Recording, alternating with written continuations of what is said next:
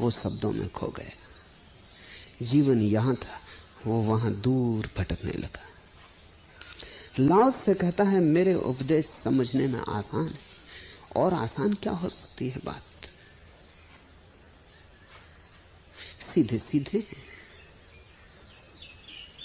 और साधने में भी आसान है, क्योंकि जब बात ही सीधी साधी है, तुम्हें कोई जीवन सिखाना पड़ेगा। ये तो ऐसा ही हुआ कि मुल्ला नसरुद्दीन पकड़ लिया गया मछली मारते एक ऐसे तालाब पर जहां मछली मारना वर्जित था।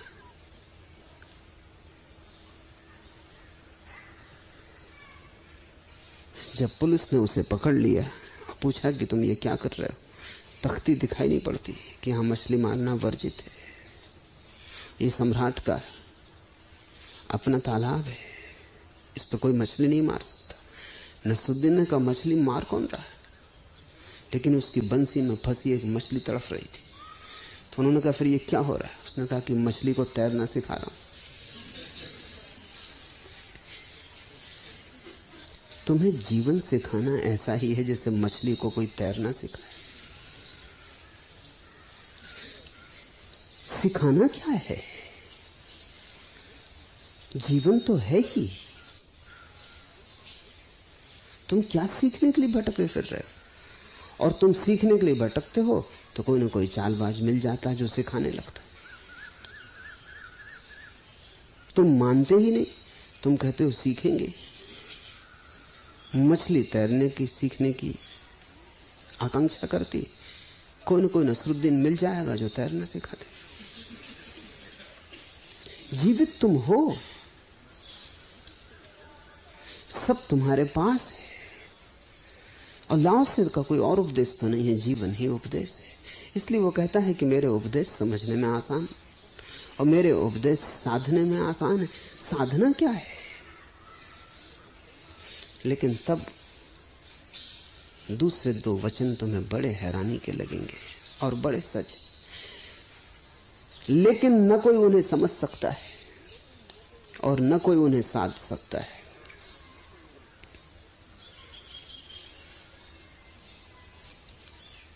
पहली बात समझ में आती कि जीवन ही अगर उपदेश है तो सरल है। न कोई योग करना है, न कोई शीर्षासन करने हैं, न कोई नौली धोती करनी है, न कोई उल्टा सीधा जीवन को करना है, न कुछ त्यागना है, न कुछ छोड़ना है। जीना है, जहां हो जैसे हो उसे ही परमात्मा का आशीर्वाद मान के चुपचाप जी लेना है। उसी आशीर्वाद के भाव से प्रार्थना का जन्म होगा, उसी आशीर्वाद के भाव में गहराई उतरेगी, अथाह का प्रारंभ होगा। लेकिन न कोई उन्हें समझ सकता है, क्योंकि तुम जिस बुद्धि से समझने की कोशिश करते हो वही तो ना समझी है। इसलिए लाओस से कहता है समझने में आसान, लेकिन कोई उन्हें समझ नहीं सकता, क्योंकि समझने की कोशिश बुद्धि की है और जीवन बुद्धि से ज्यादा गहरा है। जीवन को जी सकते हो, समझोगे कैसे? प्रेम में उतर सकते हो, प्रेम को समझोगे कैसे? सौंदर्य को पी सकते हो, समझोगे कैसे? क्या है सौंदर्य? सौंदर्य पर हजारों शास्त्र लिखे गए, अब तक कोई सौंदर्य की व्याख्या नहीं कर पाया कि क्या है सौंदर्य।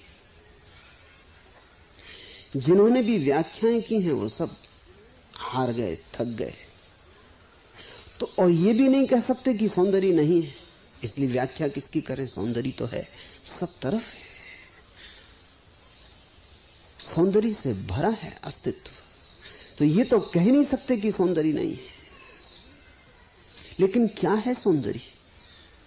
कैसे कहो, कैसे परिभाषा बनाओ, शब्द में कैसे समझाओ? सौंदर्य का शास्त्र नहीं बन पाता। सौंदर्य है भरपूर और शास्त्र नहीं बन पाता। तो लाओस से कहता है समझने में आसान, लेकिन न कोई उन्हें समझ सकता है और न कोई उन्हें साध सकता है। समझने की बात ही नहीं है, यही तो समझना है। बात जीने की है। कबीर ने कहा है लिखा लिखी की है नहीं, देखा देखी बात। कोई लिखा लिखी की होती समझ लेते, पढ़ लेते, तो देखा देखी बात देखने की है। सौंदर्य देख सकते हो, समझ नहीं सकते। सौंदर्य को अनुभव कर सकते हो, समझ नहीं सकते। अनुभव संपूर्ण का होता है, समझ बुद्धि की होती है। समझ तो सिर्फ विचार की होती है, अनुभव तन प्राण सबका होता है, इकट्ठे का होता है, रोआ रोआ उसमें सम्मिलित होता है। जब फूल को तुम खिलते देखते हो, सौंदर्य की प्रतीति होती, तो क्या प्रतीति खोपड़ी में ही होती?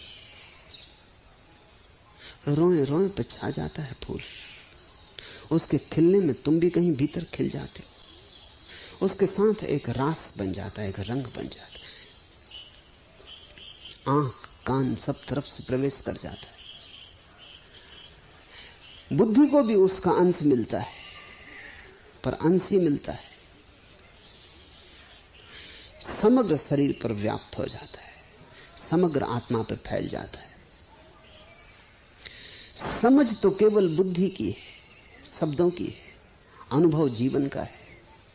इसलिए लाओस से कहता है समझने में आसान, लेकिन कोई समझ ना पाएगा, और साधने में आसान, लेकिन कोई साध ना सकेगा। जीवन को कोई साध सकता है? जो मिला ही हुआ है उसे साधोगे कैसे? साधना तो उसे पड़ता है जिसे हम लेके नहीं आते। सीखना तो उसे पड़ता है जो हमारा स्वभाव नहीं है। सीखने का अर्थ ही होता है प्रभाव। एक बच्चा पैदा होता है, उसे हम जो जो बातें सिखाते हैं वो उसके स्वभाव में नहीं है। अगर हम ना सिखाते तो वो कभी अपने आप पैदा ना होती, लेकिन कुछ बातें अपने आप पैदा हो जाती, वो उसका स्वभाव है। बच्चा जवान होता और प्रेम की आकांक्षा उठती। बच्चा जवान होता और प्रेम की पुकार उठती। क्या तुम सोचते हो अगर एक बच्चे को ऐसा बड़ा किया जाए कि उसे पता ही ना चले कि प्रेम जैसी कोई घटना होती, कोई प्रेम का शास्त्र उसके पास ना आने दिया जाए, वात्स्यायन की कोई खबर उसे न मिले, खजुराहो कोणार्क के मंदिर देखने को न मिले, किसी पुरुष को कभी किसी स्त्री के प्रेम में पड़े होने की खबर उसे न मिले, हम उसे ठेठ जंगल में पाल सकते हैं, छिपा के रख सकते हैं, लेकिन एक घड़ी आएगी जब उसके भीतर प्रेम का उदय होगा। तब न वात्स्यायन की जरूरत होगी, न खजुराहो की जरूरत होगी। उसने शायद अपने जीवन में कोई स्त्री ना भी देखी हो तो भी उसके सपनों में स्त्री की छाया पड़ने लगेगी। उसे रूप भी स्त्री का पता ना हो, पर रूप की प्यास उठने लगेगी। उसे कुछ भी कभी ना समझाया गया हो कि क्या है प्रेम, क्या है काम, इससे कोई फर्क नहीं पड़ता। वो स्वभाव है, वो जागेगा। पशुओं को, पक्षियों को, पौधों को कौन सिखा रहा है? कहां है विश्वविद्यालय जहां पशु पक्षियों और पौधों को प्रेम सिखाया जा रहा है? स्वभाव से उठती है बात। और जीवन तुम्हारा स्वभाव है। साधना क्या है? साधना उन चीजों को पड़ता है जो स्वभाव नहीं। हाँ, इस बच्चे को भाषा नहीं आएगी, अगर न सिखाई गई तो ये गणित नहीं सीख लेगा, ये तर्कशास्त्र नहीं सीख पाएगा अगर न सिखाया गया। ये बच्चा सभ्य नहीं हो सकेगा अगर न सिखाया गया। इसे सभ्यता का कोई पता ना होगा। ऐसा बहुत बार हुआ है कि कुछ बच्चों को भेड़ियों ने पाल लिया है, छोटे बच्चों को उठा ले गए। ऐसी 3 घटनाएं इस सदी में ही घटी। अभी कुछ वर्ष पहले एक बच्चे को लखनऊ के पास पकड़ा गया,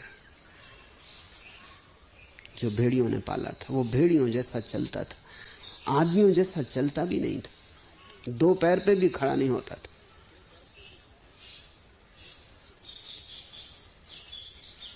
शायद वो भी हम सिखाते। बच्चा अपने आप अगर छोड़ दिया जाए तो शायद चारों हाथ पैर से चलेगा, क्योंकि वही सुगम है। दो पैर पर खड़ा होना तो बड़ा हठयोग है बच्चे के लिए। धीरे धीरे अभ्यास होने से खड़ा हो जाता। कोई भाषा नहीं बोलता था, क्योंकि भाषा कैसे सीखता। लेकिन एक बात अनुभव की गई उस बच्चे में कि अगर वो अशांत होता और कोई प्रेमपूर्ण स्त्री उसके ऊपर हाथ फेर देती तो वो शांत हो जाता।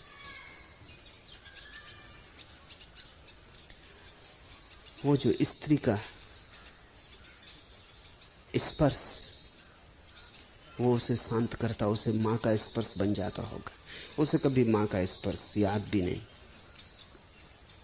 प्रेम की आकांक्षा उसमें भी थी,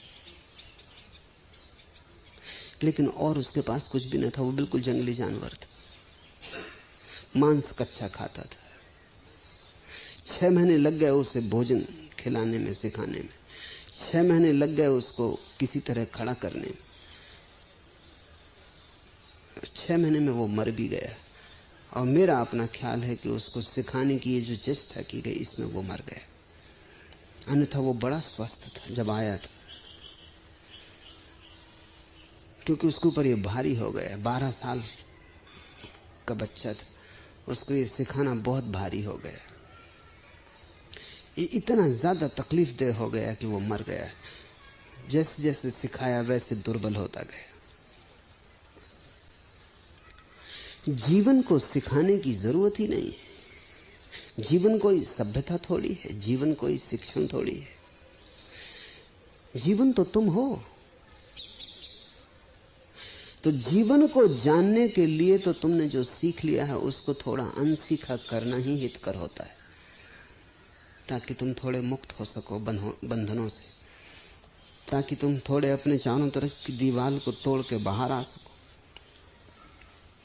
तो लाओस से अगर कुछ भी कह रहा है तो वो ये कह रहा है कि तुमने जितना सीख लिया है वो जरूरत से ज्यादा है।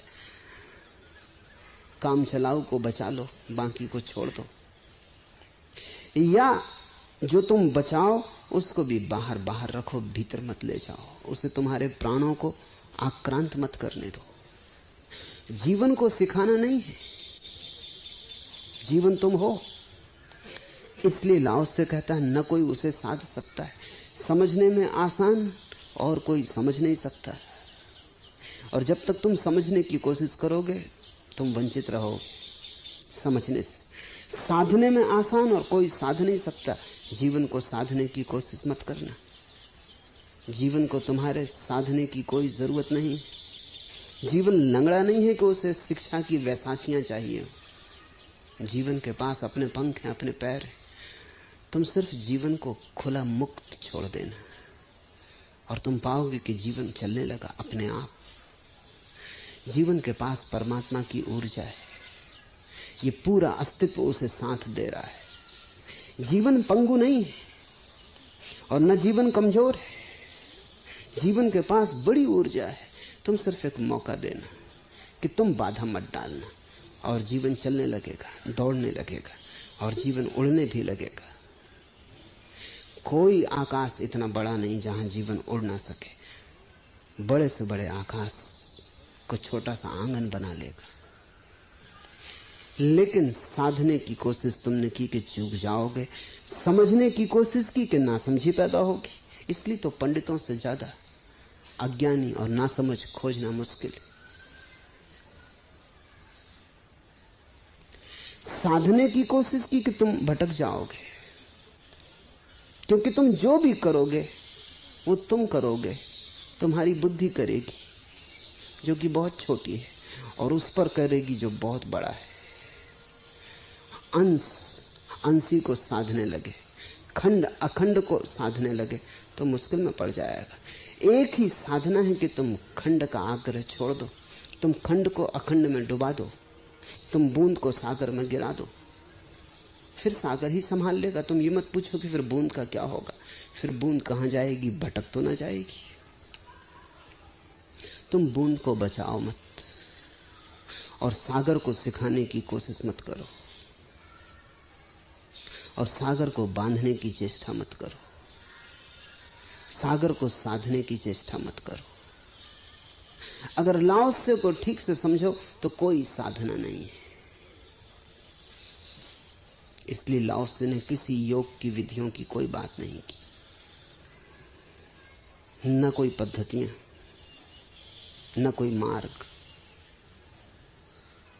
साधना ही नहीं है।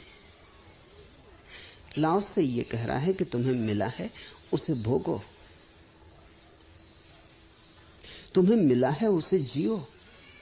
तुम जीने में कृपणता कर रहे हो, तुम जीने तक में कंजूस हो, तुम सांस तक डरे डरे लेते हो। कोई आदमी पूरी सांस नहीं लेता। फेफड़ों में वैज्ञानिक कहते हैं 6000 छिद्र हैं, और स्वस्थ से स्वस्थ आदमी भी जो सांस लेता है वो केवल 2000 छिद्रों तक जाती। 4000 छिद्र तो बिना उपयोग के पड़े रहते। तुम सांस तक पूरी नहीं ले रहे, कैसे घबराए हुए हो? और सांस लेने में क्या तुम्हारा खो रहा है? लेकिन सांस के साथ आता है जीवन, सांस के साथ आती है ऊर्जा, और ऊर्जा का भय है। छोटे बच्चे पूरी सांस लेते। कभी छोटे बच्चे को लेटा हुआ देखो, जब वो सो रहा हो तो उसकी छाती नहीं उठती, उसका पेट ऊपर उठता है। वो सांस का पूरा ढंग है, क्योंकि तब श्वास पेट तक जा रही, नाभि तक जा रही, गहरे से गहरे छिद्रों तक फेफड़े में श्वास जा रही। इसलिए छोटे बच्चे के जीवन में जो तरलता होती वो तुम्हारे जीवन में खो जाती, उसके जीवन में जो कोमलता होती वो तुम्हारे जीवन में खो जाती, छोटे बच्चे में जो ताजगी होती वो तुम्हारे जीवन में खो जाती। फिर छोटा बच्चा क्यों ऐसी गहरी सांस लेना बंद कर देता है? तुम जरा बच्चों को ध्यान करो। अगर तुमने बच्चे को कभी डांटा, तत्क्षण तुम पाओगे उसकी श्वास धीमी हो जाती और गहरी नहीं जाती, वो घबरा गया। क्योंकि जब भी तुम डांटते हो तभी तुम ये कह रहे हो कि तुम गलत हो, और जीवन में जब भी कोई गलत चीज मालूम पड़ती तो जीवन सिकुड़ता है। तुमने कहा ऐसा मत करना, तो तुमने एक द्वार बंद कर दिया जीवन का। तुमने कहा बाहर मत जाना, तुमने दूसरा द्वार बंद कर दिया। तुमने कहा अंधेरे में निकलना मत, तुमने तीसरा द्वार बंद कर दिया। तुमने कहा इतना शोरगुल मत करो, तुम द्वार बंद करते जा रहे हो। बच्चा सांस कैसे ले? क्योंकि सांस तो ऊर्जा पैदा करेगा। ऊर्जा पैदा होगी तो बच्चा दौड़ेगा, अंधेरे को भी जानना चाहेगा, समुद्र में भी उतरना चाहेगा, वृक्ष पे भी चढ़ना चाहेगा। इसलिए अब एक ही उपाय है कि बच्चा ऊर्जा पैदा ना होने दे, कमजोर हो जाए, खुद ही पेड़ पे चढ़ने में डरने लगे, तो तुम्हें डराने की जरूरत ना रहे। तुम्हारे नियमों के कारण बच्चा अपने को कमजोर कर लेता है। अगर तुम्हारे नियम ना हो तो हर बच्चा वृक्षों पे चढ़ेगा, हर बच्चा नदियों में तैरेगा, हर बच्चा पहाड़ की यात्रा पर जाएगा और जीवन के सभी अभियान करेगा। अगर तुम्हारे निषेध नियम ना हो तो बच्चा वो सब जानना चाहेगा जो जीवन जानना चाहता है, जो उसका भीतर का जीवन कहेगा जानो वो जानेगा, बुरे को भी जानेगा क्योंकि वो भी जीवन का आयाम है, भले को भी जानेगा क्योंकि वो भी जीवन का आयाम है। क्रोध भी करेगा, करुणा भी करेगा, हंसेगा भी, रोएगा भी, वो जीवन के सब आयाम को अनुभव करेगा। और तब तुम पाओगे उसकी श्वास पूरे 6000 छिद्रों तक जाती। तब उसके पास एक जीवन होगा जो ऊपर से बह रहा है, भरा पूरा जीवन होगा। लेकिन सभ्यता ने बहुत विषाक्त कर दिया है। इधर जो लोग भी गहन ध्यान में उतरना शुरू होते हैं, और विशेषकर सक्रिय ध्यान में जिसमें श्वास का बड़ा प्रयोग है, वो मेरे पास आना शुरू हो जाते हैं। वो कहते हैं कि बड़ी अजीब अजीब बातें श्वास की चोट से उठनी शुरू हो रही, कि कभी इतना क्रोध अनुभव नहीं किया था, क्रोध अनुभव हो रहा है, और कोई कारण नहीं है। और कभी इतनी उदासी नहीं थी, उदासी अनुभव हो रही, और कोई कारण नहीं है। वो दबी हुई जो श्वास कम लेके जिनको दबा दिया था, वो सब वृत्तियां वापस उठनी शुरू हो जाती। डायाफ्राम के पास तुम्हारे सब दबे हुए मनोवेग पड़े, उन पर जैसे ही चोट लगती है वो सब जगने शुरू हो जाते। घबराहट होती है कि कहीं पागल तो ना हो जाएंगे। हद आश्चर्य है कि जीवन को सिकोड़ के तुम स्वस्थ बने हो, और जीवन को फैलाते ही पागल होने का डर पैदा होता है। तुम्हें इतना डरा दिया गया है, तुम्हें समझाया ही ये गया है कि तुम मरे मरे जीना, क्योंकि तुम अगर प्रगाढ़ता से जियोगे तो बुराई भी आएगी, और तुम्हें संस्कृत होना है, सभ्य होना है, सज्जन होना है, साधु बनना है। असाधु को काट कर तुम्हारा आधा जीवन काट दिया गया है। अगर परमात्मा भी असाधुता को काट दे संसार से, तो परमात्मा भी तुम जैसा ही रुग्ण खोजता फिरेगा किसी गुरु को कि जीवन को कैसे सीखें, जीवन को कैसे साधें। जीवन में बुराई भलाई का अनिवार्य अंग है, अंधेरा प्रकाश के साथ साथ है, मृत्यु जीवन का अंग है। लाओस से कहता है, न तो तुम साध सकोगे, न तुम समझ सकोगे, यद्यपि बात समझने में आसान है और साधने में भी, क्योंकि मेरे शब्दों में एक सिद्धांत है। वो क्या है सिद्धांत लाओस से का? उसका मूल आधार क्या है? उसका मूल आधार है, जीवन को तुम बेशर्त स्वीकार करो। बेशर्त शब्द स्मरण रखो। जीवन पर कोई शर्त मत लगाओ, क्योंकि तुम्हारी सब शर्तें जीवन को काटेंगी। जीवन को निषेध मत दो, जीवन को विधेय बनाओ। द्वार बंद मत करो, सब बंद द्वार खोल दो। जीवन अपने आप में परिपूर्ण है, तुम्हें कुछ और करने की जरूरत नहीं है। तुम उसमें सुधार करना बंद करो। सुधार करने से ही तुमने उसमें बिगाड़ कर दिया है। सुधार के ही तुमने जहर डाल दिया है। लाओसे का मूल सिद्धांत है, जीवन को बेशर्त स्वीकार करो। डरो मत, कुछ भी खोने को नहीं है। डरोगे तो भी मरोगे, तो भी सब खो जाएगा जो तुम्हारे पास। जी लो अभय से, परिपूर्ण अभय से। लेकिन तुम्हारे भीतर जब मैं ये कह रहा हूं, तब भी मैं जानता हूं बेचैनी आ गई होगी। अभय से जी लो, फिर पाप का क्या होगा? अभय से जी लो, फिर बुराई का क्या होगा? अभय से जी लो, फिर नियम, शास्त्र, समाज, सभ्यता, संस्कृति, इसका क्या होगा?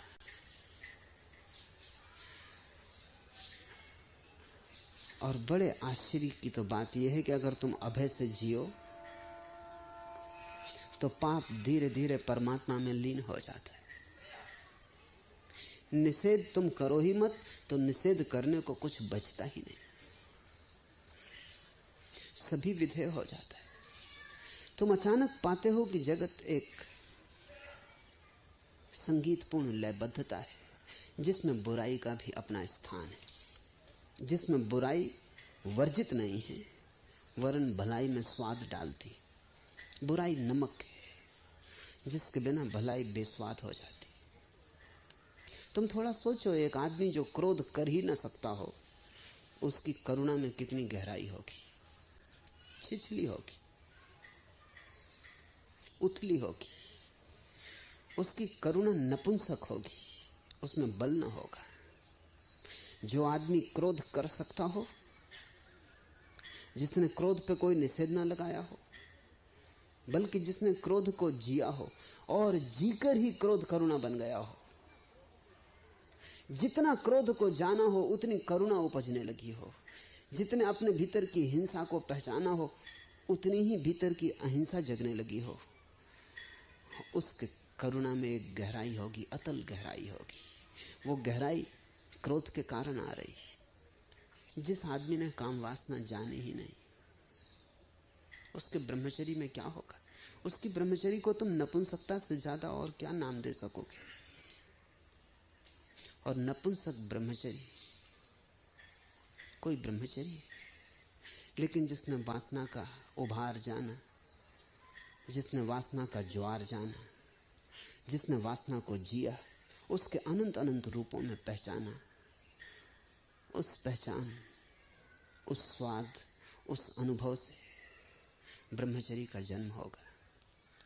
तो ब्रह्मचर्य एक शिखर होगा जो घाटियों को पार कर गया, जिसने अंधेरी घाटियां छोड़ दी, जो अंधेरी घाटियों के ऊपर उठ गया।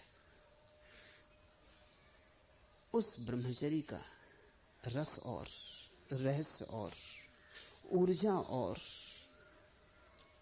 जीवन में कुछ भी बुरा नहीं है, क्योंकि सभी बुराइयां अंततः बलि हो जाती। जो बेशर्त जीता है उसे शुरू में तो कठिनाई होगी, क्योंकि चारों तरफ समाज है, चारों तरफ निषेध लिए हुए लोग, चारों तरफ अदालतें, नरक स्वर्ग सब खड़े, पंडित पुजारी पुरोहित सब मुर्दा, लेकिन तुम्हें भी मुर्दा बनाने को उत्सुक। स्वाभाविक है ये, क्योंकि जो खुद भी नहीं जी रहा है वो दूसरे को जीने न देगा।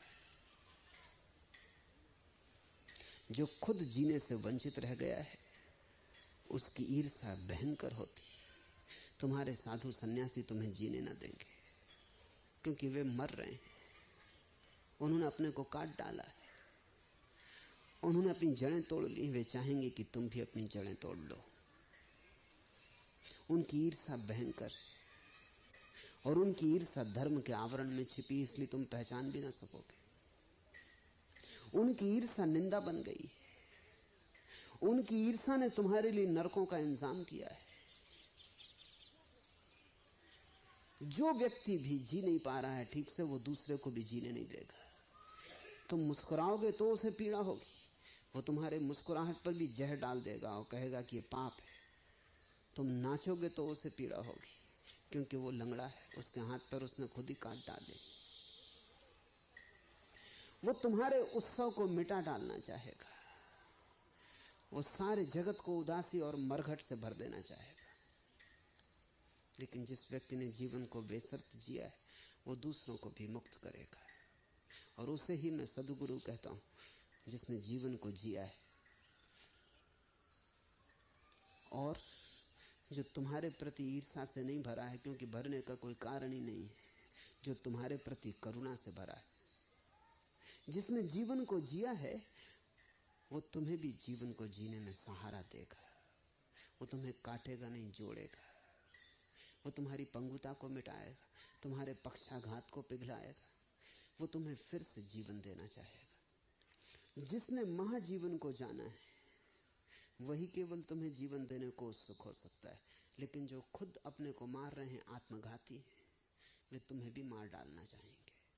और उनका जाल बड़ा है, और उनका जाल बड़ा पुराना है, और उनके जाल के बाहर आना बड़ा ही मुश्किल। इसलिए लाओस से कहता है, उपदेश सुनने में मेरे आसान, साधने में भी। लेकिन तुम सुन ना सकोगे, समझ भी ना सकोगे, साध भी ना सकोगे, क्योंकि चारों तरफ जो जाल है वो उसके विपरीत है। जीवन के विरोध में खड़ा है सारा जाल। इसलिए तुम्हें अपने जीवन की हिम्मत खुद ही जुटानी पड़ेगी। साहस, पहले कदम पर बड़े साहस की जरूरत है कि जो होगा होगा। और जो जीवन जाना ही है वो ठीक है, निंदा होगी होगी, तुम निंदा को सह लेना, लेकिन जीवन को मत काटना। सारी दुनिया तुम्हें पापी कहे तो तुम सुन लेना, लेकिन तुम जीवन को काटने का पाप मत